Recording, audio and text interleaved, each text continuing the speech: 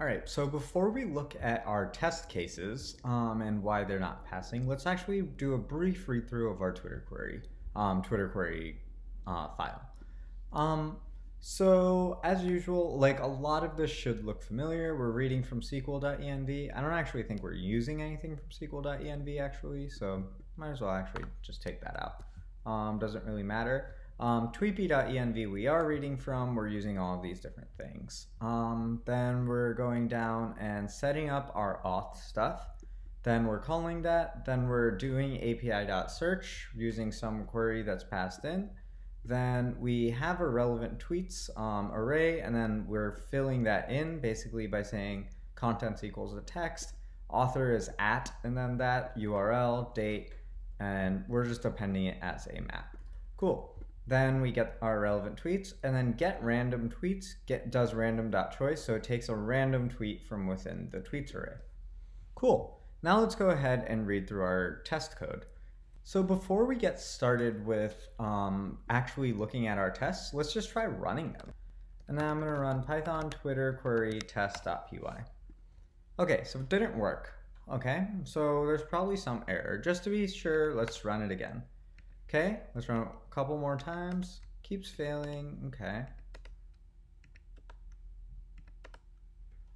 Huh, weird. So it worked like the 6th time that I ran it, worked the 7th time, but it didn't work the 8th time or the 1st through 5 times.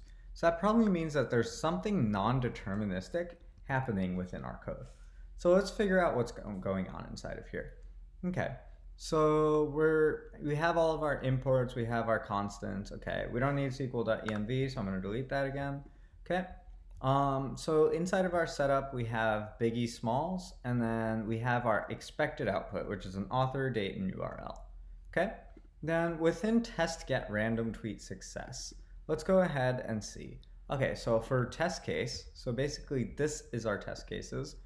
We're getting the relevant tweets using the input, so that's biggie smalls. So our query is biggie smalls, and then we pass in all of our keys. And then we're asking for 3 results inside of there. And then get random tweet is getting a random tweet every time. So one thing that I can already see is that this tweet is hard-coded. Like what we're expecting is already hard-coded in here. But this expected value might not be the same as one of these because we're doing an actual API and we're fetching 3 results. So if we're fetching 3 actual results and then only one of them is this Trisha Scott thing, then that could be problematic, right? So what we're going to do in order to fix that is actually use something called mocking.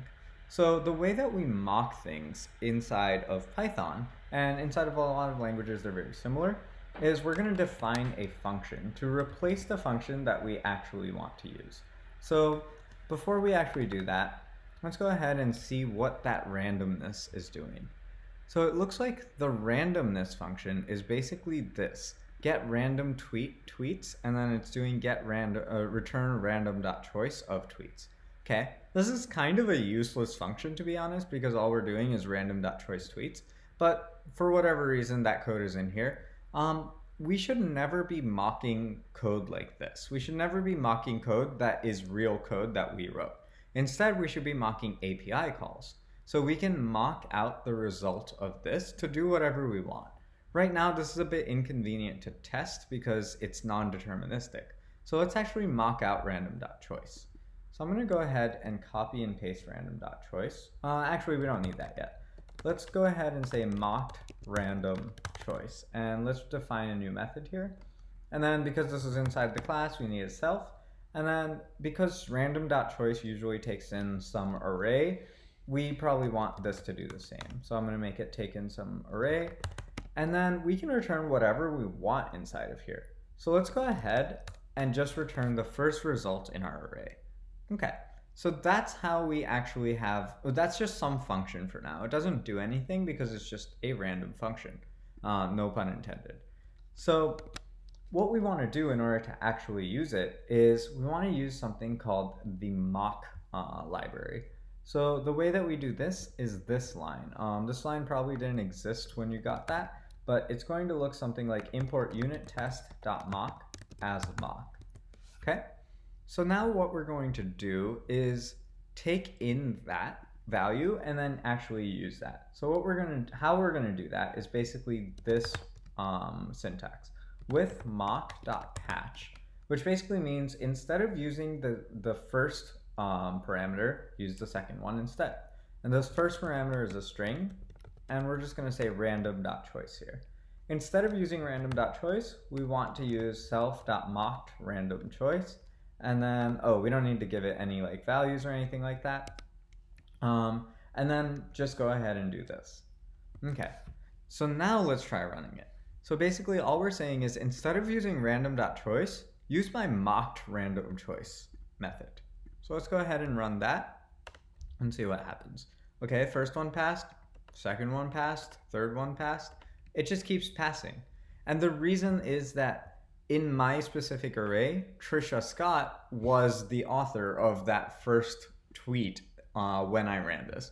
So Trisha Scott was the one who actually published a tweet about BB Smalls at the time that I wrote this code. Yours might not work the same way just because Trisha Scott might not be the person who wrote that code. That's okay. It doesn't really matter who wrote that code at that point, but this is how you actually do the mocking call. You do random.choice as a string, and then you replace it with whatever the second parameter is. So that's great. We're really happy about this. It's working great. But now we have another problem.